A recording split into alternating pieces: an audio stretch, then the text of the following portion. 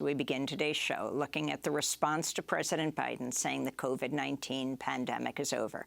He said it during an interview on 60 Minutes with CBS's Scott Pelley. Is the pandemic over? The pandemic is over. We still have a problem with COVID. We're still doing a lot of work on it. But the pandemic is over. Some public health officials criticize Biden's comments, which come as the White House is pushing people to receive newly reformulated COVID-19 bivalent booster shots. According to data collected by Johns Hopkins, COVID killed 13,000 people across the U.S. over the past month, as 2.2 million new infections were reported. Yale epidemiologist Greg Gonsalves tweeted, "Sorry, folks, Mr. Biden is dead wrong. 500 people dying per day, second leading cause of death in U.S. We're top in mortality among G7, life expectancy down. He thinks this is good politics? It may be, but it's predicated on accepting the suffering of millions of Americans," Dr. Gonsalves said. Meanwhile, Dr. Monica Gandhi tweeted, "What President Biden and the World Health Organization means," the WHO said the end is in sight last week, "is that COVID is never over because it's non-eradicable, but that the emergency phase ends when mortality is lower than any time since March 2020 and when we have biomedical advances," she said. For more, we're joined by Steven Thrasher. He's the author of the Viral Underclass, the human toll when inequality and disease collide.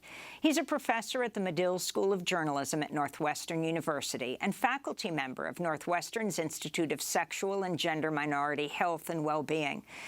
Steven Thrasher, welcome back to Democracy Now! Why don't you start off by responding to President Biden's announcement that surprised many, saying that the COVID pandemic is over?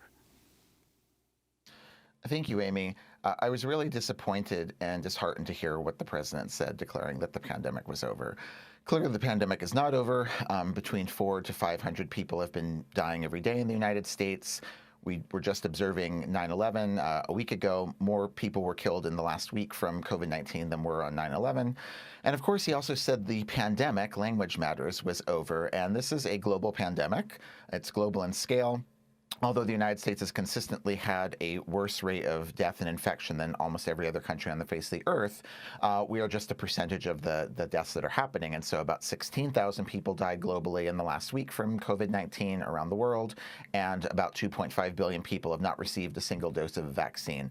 And historically, thinking of HIV and AIDS and other pandemics, HIV and AIDS has been a pandemic now for about 40 years. We still have to deal with pandemics as they go on over time. So it was very narrow-sighted for the president to say that the pandemic was now over, and inaccurate and really insulting to the millions of people who are sick and dying. But kind of at a technical level, the thing that I found most surprising is his administration has overly relied upon vaccines as the way to address the pandemic. And vaccines are fantastic. They've saved millions of lives, but they have to be used in concert with other things that the administration has pretty much given up on entirely.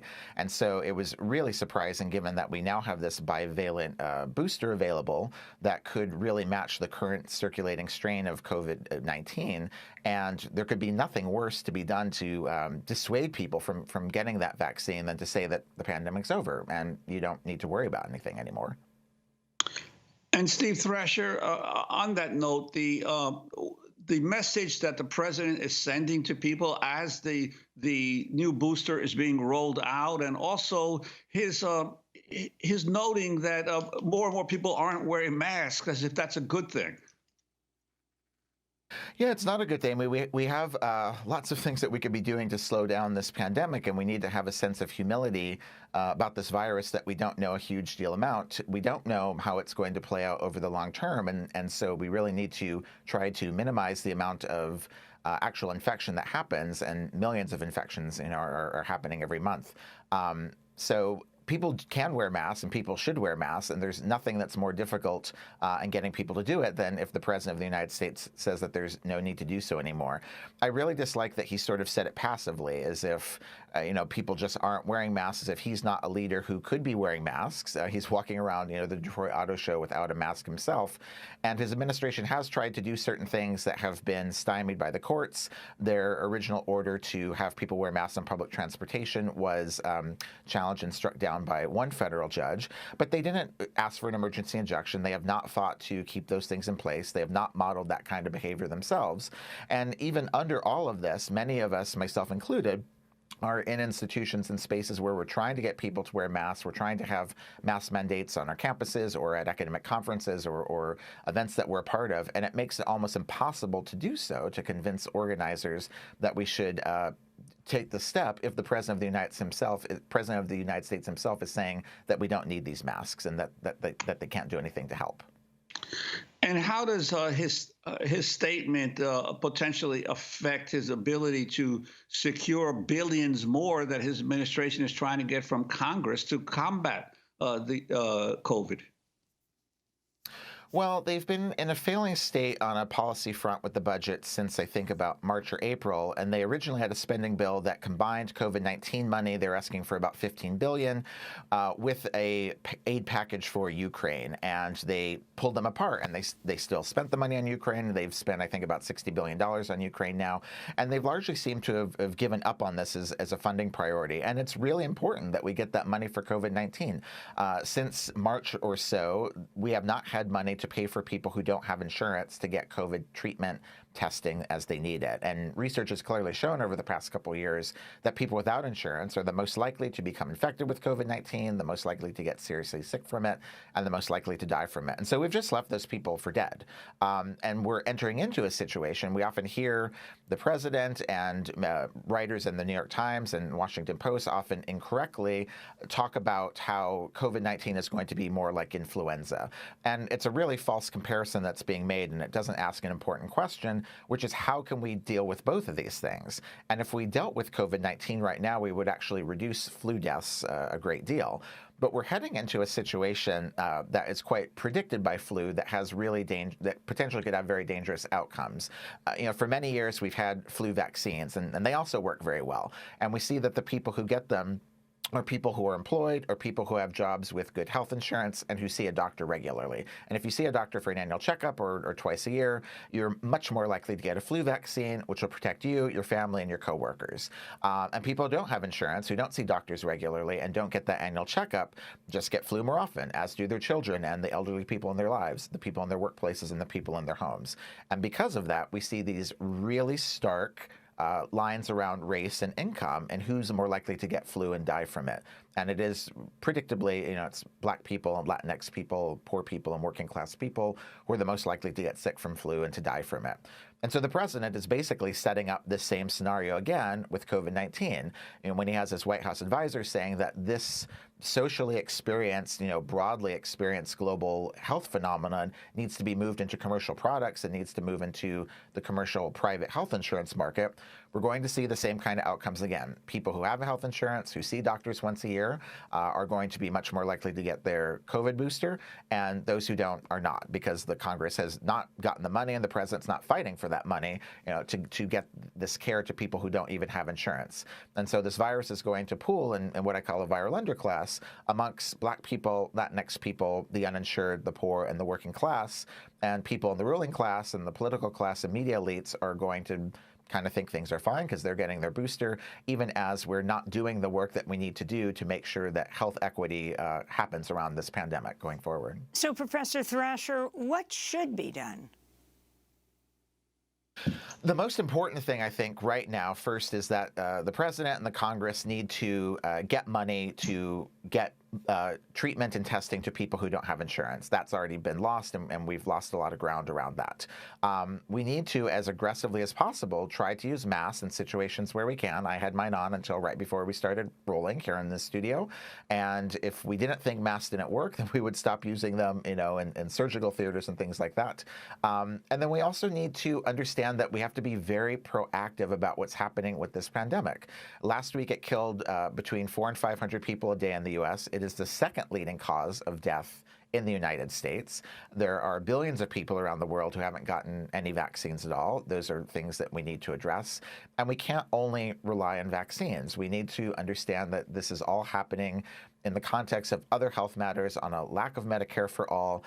Here in New York State, where we are right now, we're entering into, I think, our third viral health emergency in as many years. We have the COVID-19 viral emergency, the monkeypox viral emergency, and now a polio viral emergency.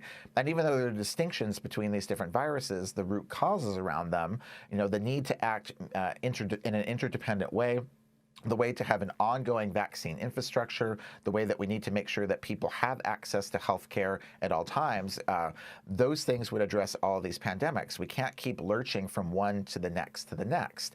And as Democrats like President Biden and Governor Hochul, downplay the need for masks, as David Lenart at the New York Times and Leana Wen at the Washington Post, downplay the importance of this pandemic, we're losing ground on COVID-19 and a sense of social responsibility to one another and a need for an ongoing ability to have health care for everyone that's making each one of these viral pandemics much worse than they need to be and creating needless death and needless suffering. Now, it's not just President Biden who's saying the pandemic is over. The World Health Organization gave its most upbeat assessment on COVID-19 since declaring the disease an international emergency at the beginning of 2020. WHO Director General Tedros Adhanom Ghebreyesus said Wednesday the number of newly reported infections has dropped dramatically.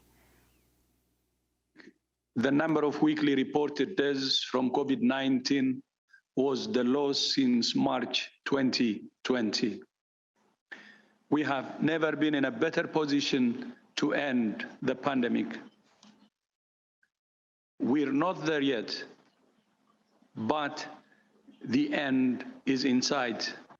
So if you can talk about that, Steven Thrasher, I mean, he's talking about a global level, and also talk about how the U.S. has had the highest COVID death toll, followed by India and Brazil.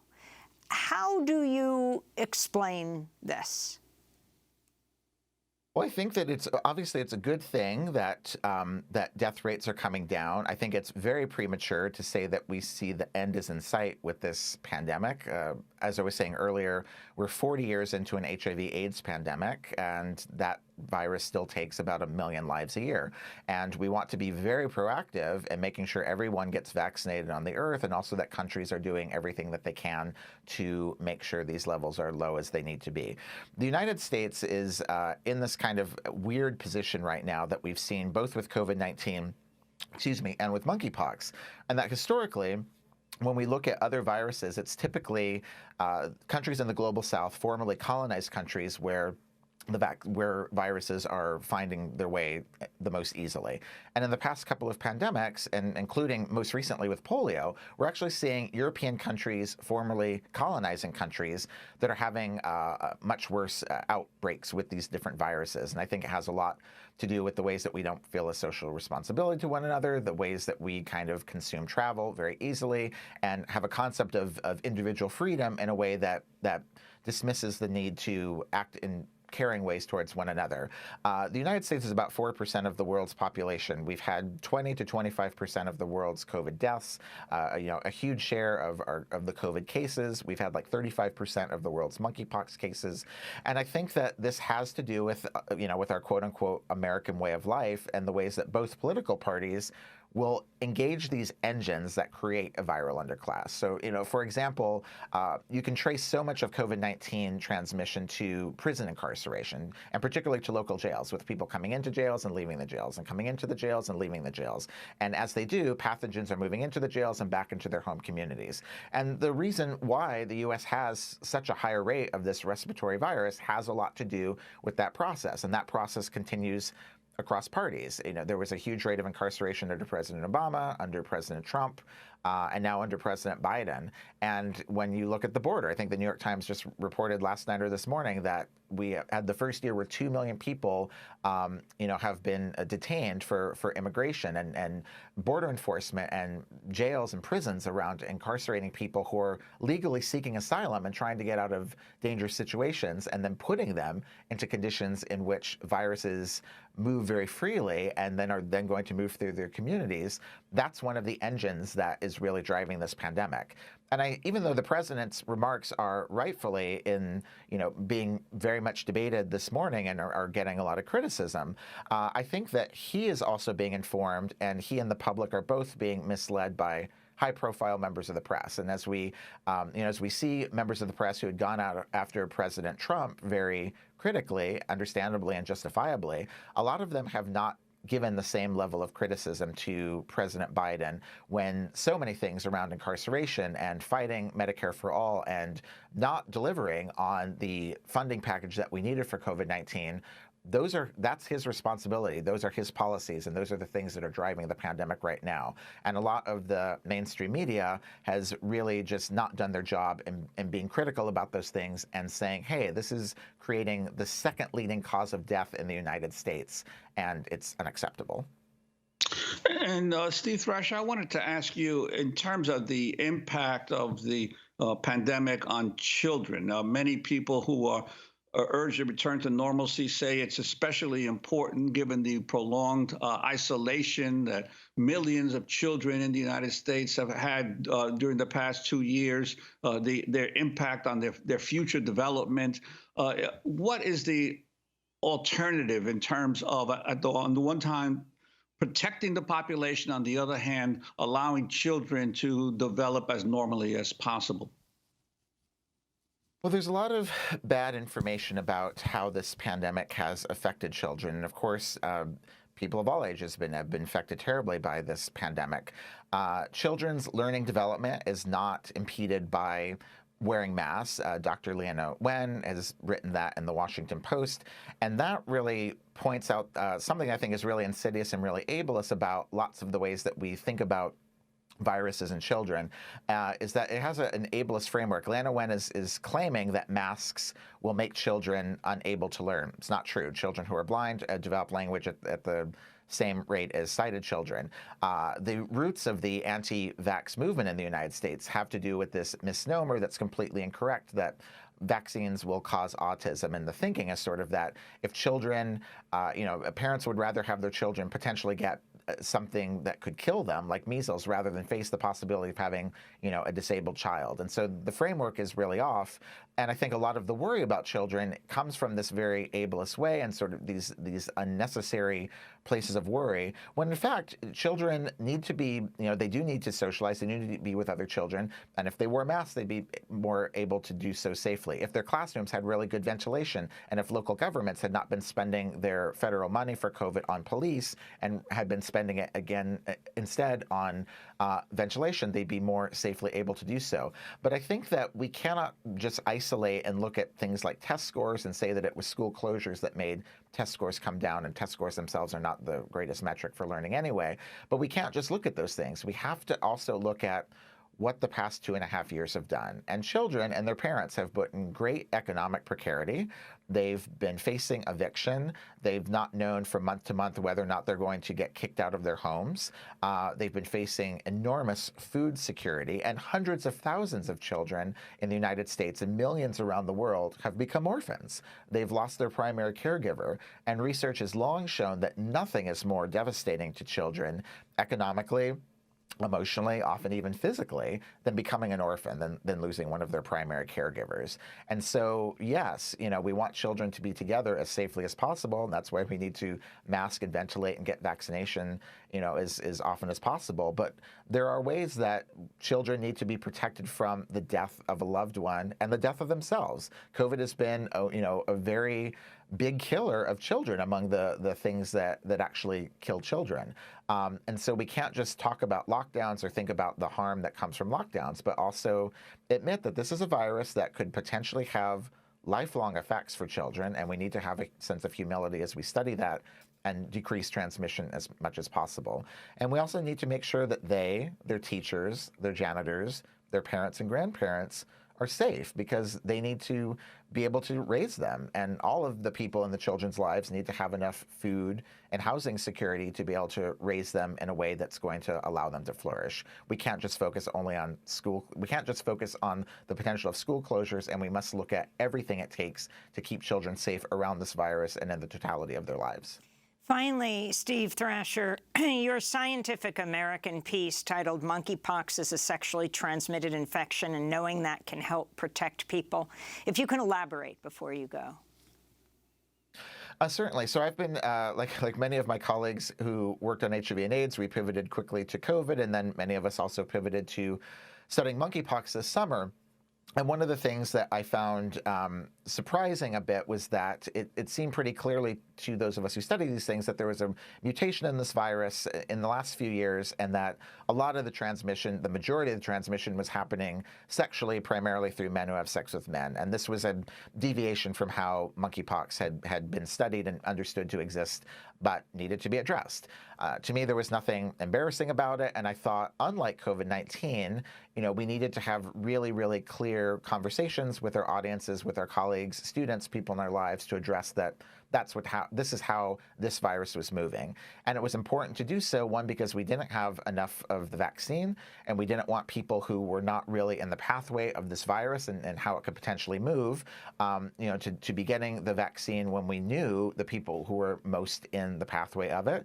And I also think it was important to talk about this because we wanted to reduce stigma in ways that didn't need to happen. So, for example, if this virus is primarily moving sexually, people don't need to worry about being on a subway with someone who is gay. They don't need to worry about dorming with them or being in a classroom with them. It's not moving kind of respiratorily in this way, certainly not the way it did with COVID-19. People do need to wear masks for COVID-19 when they're in these settings, but they don't need to wear them, for monkeypox. And so I thought it was really important to name this and try to deal with some of the problems that we had and the lessons that we learned in COVID-19 about being as honest with the public as quickly as possible with the best information that we had. So I thought we really needed to name that, and I'm incredibly proud of the work that LGBTQ organizations have done, that groups of queer men have done, that sex clubs and saunas and gay community centers and all kinds of public health people have really just done a tremendous effort over the summer getting to members of the LGBTQ community, getting people vaccinated, trying to help people understand this under very, very difficult circumstances. And it's starting to become a success story as the rates come down. And finally, Steve, do you agree with the efforts to rename it? California public health officials renaming monkeypox Mpox. They say the term monkeypox is a misnomer. It's animal reservoir rodents, not monkeys. It's led to racist stigmatization. The WHO is also looking to rename monkeypox. I agree with the sentiment. I think the window kind of closed. The WHO talked about doing this like 3, 4, 5 months ago, and I think that they should have done so at the time because it's very difficult to do so now. But I understand the reasoning behind it. I support it. And if colleagues of mine or publications or organizations ask us to stop using the phrase, I will do so. I tried doing that at the beginning of the summer. It wasn't really picked up by others, and it kind of just moved into the language. But I understand the reasoning behind it, and it's an important distinction to make, and to always use the language we can that is the least stigmatizing and welcomes people into the process of getting help and knowing that they're not going to face any kind of punishment or stigmatization if they get help. Well, Steven Thrasher, we don't want you to miss your plane. Author of The Viral Underclass, The Human Toll When Inequality and Disease Collide. Professor at the Medill School of Journalism at Northwestern University, faculty member of Northwestern's Institute of Sexual and Gender Minority Health and Well-Being. Thanks so much for joining us.